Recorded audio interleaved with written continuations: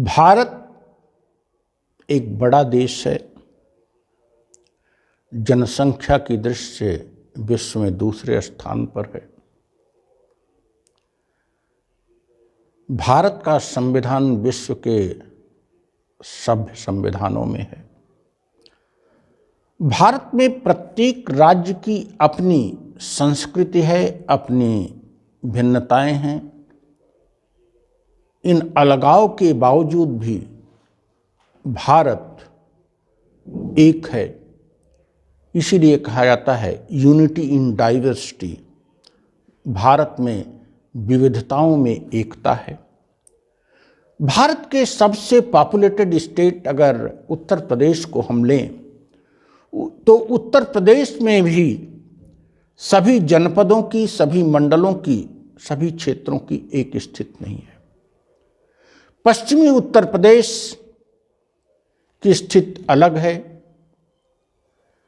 बुंदेलखंड की स्थिति अलग है, मध्य उत्तर प्रदेश जिसको अवध क्षेत्र कहा जाता है इसकी स्थिति अलग है, और पूर्वी उत्तर प्रदेश की स्थिति एकदम अलग है। आज हम पूर्वी उत्तर प्रदेश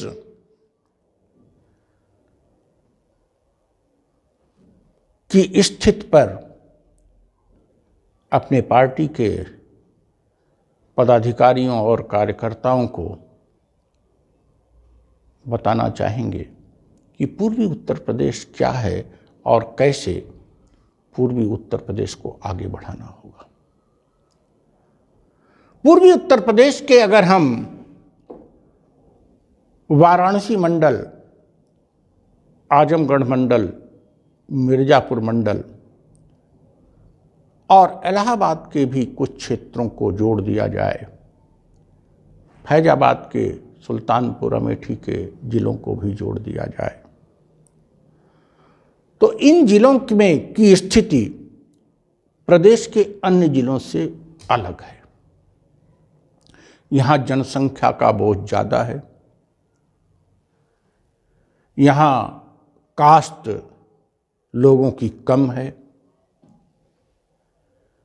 इस क्षेत्र में शिक्षा के क्षेत्र में काफ़ी प्रगति हुई, जो कि पिछले 20-30 सालों में अब गुणवत्ता युक्त नहीं रही, अब केवल संख्या की दृष्टि से रह गई। लेकिन इन क्षेत्रों में शिक्षा के दृष्टि से इलाहाबाद विश्वविद्यालय और बनारस हिंदू विश्वविद्यालय के आसपास और यहाँ के विद्यार्थियों ने गुणवत्ता युक्त शिक्षा पाई। यद्यपि आज वह गुणवत्ता समाप्त हो चुकी है। औद्योगिकरण की दृष्टि से यह क्षेत्र पिछड़ा हुआ है। स्वाभाविक रूप से किसान की स्थिति अच्छी नहीं है। बेरोजगारों की संख्या ज़्यादा है। चूँकि शिक्षण संस्थान अधिक संख्या में हैं तो डिग्रियां सबके पास हैं, लेकिन उनके पास स्किल का अभाव है और मूल्याधारित गुणवत्ता युक्त शिक्षा नहीं प्राप्त हुई है। उत्तर प्रदेश के पूर्वी उत्तर प्रदेश के संदर्भ में मानवीय भारत पार्टी का एक विजन है।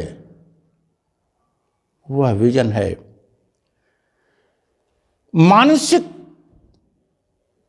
रूप से यह फर्टाइल क्षेत्र है, कृषि के रूप में नहीं, मानसिक रूप से यहां अच्छे मस्तिष्क पैदा होते हैं। अगर यहां अच्छे मस्तिष्क पैदा होते हैं तो उन मस्तिष्क का उपयोग क्यों न किया जाए। अर्थात उत्तर प्रदेश के, पूर्वी उत्तर प्रदेश के जनपदों में गुणवत्ता युक्त शिक्षा पर हमारा विशेष जोर होगा। यहाँ के प्राथमिक विद्यालयों से लेकर डिग्री कॉलेज तक, जिनका कि जाल बिखरा हुआ है, इन जिलों में विद्यालयों की कमी नहीं है, लेकिन गुणवत्ता की कमी है। हम यहाँ की शिक्षा पर जोर देंगे। साथ साथ यहाँ तकनीकी शिक्षा के संस्थान खोले जाएं, जिससे यहाँ की बेरोजगारी दूर हो।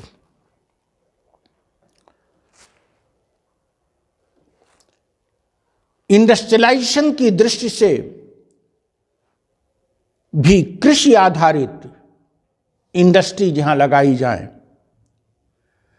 जिन चीजों का उत्पादन पूर्वी उत्तर प्रदेश के जिलों में होता है, उन चीजों से रिलेटेड उद्योग लगाए जाने की आवश्यकता है। तो हमारी दृष्टि में 3 पॉइंट हैं। पहला, शिक्षा हमको विरासत में मिली है जो बिगड़ रही है, इसको बिगड़ने से रोकना और गुणवत्ता युक्त शिक्षा देना। दूसरा, शिक्षा का आधुनिकीकरण करके इसको स्किल ओरिएंटेड बनाना जिससे बेरोजगारी दूर हो। और तीसरा, कृषि आधारित उद्योगों की स्थापना करना जिससे भी बेरोजगारी दूर होगी। इनके अतिरिक्त पूर्वी उत्तर प्रदेश ने विगत में बड़े बड़े राजनेता पैदा किए, बड़े बड़े साहित्यकार पैदा किए,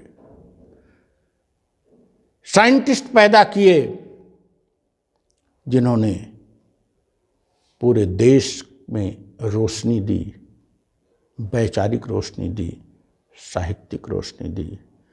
इलाहाबाद विश्वविद्यालय और बनारस हिंदू विश्वविद्यालय स्टेट्समैन पैदा करने की खान है। बीएचयू में जहां बड़े बड़े साइंटिस्ट पैदा किए, वहीं इलाहाबाद यूनिवर्सिटी में बड़े बड़े राजनेता और साहित्यकार पैदा किए, बड़े बड़े अधिकारी पैदा किए। ऐसी स्थिति में जो ये फर्टिलिटी है पूर्वी उत्तर प्रदेश की, इस फर्टिलिटी को पुनः स्थापित करना आज अगर जवाहरलाल नेहरू और मोतीलाल नेहरू से शुरू करें तो एक लंबी श्रृंखला है। लाल बहादुर शास्त्री से होते हुए हेमवती नंदन बहुगुणा, जनेश्वर मिश्रा, डॉक्टर संपूर्णानंद, रामधन, राम नरेश, चंद्रशेखर, विश्वनाथ प्रताप, जनेश्वर और साहित्यकारों की तो एक लंबी श्रृंखला है, नाम ही नहीं गिनाया जा सकता। इलाहाबाद गढ़ हुआ करता था। जयशंकर प्रसाद, सुमित्रानंदन पंत, महादेवी वर्मा, हरवंश राय बच्चन, श्याम नारायण पांडे, रामधारी सिंह दिनकर तो उधर थे, लेकिन पूर्वी उत्तर प्रदेश में ही अधिकांश लोगों ने साहित्य का सृजन किया। मुंशी प्रेमचंद,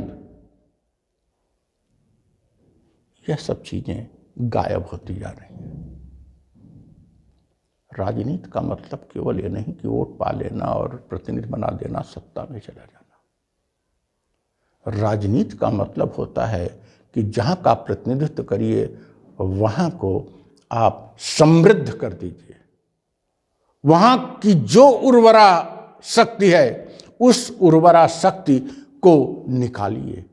पूर्वी उत्तर प्रदेश की उर्वरा भूमि में विद्वान पैदा होते हैं, साहित्यकार पैदा होते हैं, राजनेता पैदा होते हैं, अधिकारी पैदा होते हैं। इस उर्वरा भूमि से आज क्यों नहीं पैदा हो रहे हैं? क्योंकि यही तो मार्ग दिखाते हैं पूरे देश को। आज पूर्वी उत्तर प्रदेश में बेरोजगारी का आलम है। बंबई न हो तो पूर्वी उत्तर प्रदेश के लोग भूखों मर जाएं। हमारे लोग जाके वहाँ श्रमिक के रूप में कार्य करते हैं। क्या हम पूर्वी उत्तर प्रदेश में ऐसे इंडस्ट्री नहीं लगा सकते कि जो लोग घर पर रहकर प्रदेश का उत्पादन करें, अपने परिवार को पालें, अपने परिवार के साथ सुखमय जीवन बिताएं? पूर्वी उत्तर प्रदेश की उर्वरा भूमि से हम विद्वानों को निकालेंगे, हम स्किल पैदा करेंगे, हम गुणवत्ता पैदा करेंगे और यहाँ का इंडस्ट्रियलाइजेशन करेंगे। जल्द ही हम पूर्वी उत्तर प्रदेश का दौरा कर रहे हैं, लंबे गांव-गांव जाएंगे और सबको बताएंगे हमारी दृष्टि क्या है। हम केवल चुनाव जीतने और सत्ता प्राप्त करने के लिए नहीं राजनीतिक सुधार कर रहे हैं, हम पूरे देश को बढ़ाना चाहते हैं। पूर्वी उत्तर प्रदेश का हमारा एजेंडा आपके सामने है। Thank you. जय इंसानियत। अगर आपको हमारी पार्टी के विचार अच्छे लगें और वीडियो पसंद आई हो तो वीडियो को लाइक करें, शेयर करें और सब्सक्राइब करें तथा अपने सुझाव कमेंट करें। If you like the vision of our party and video, please do like it, share it and subscribe it and share your suggestions in the comment box. Thank you. जय इंसानियत, इंसानियत, इंसानियत, इंसानियत।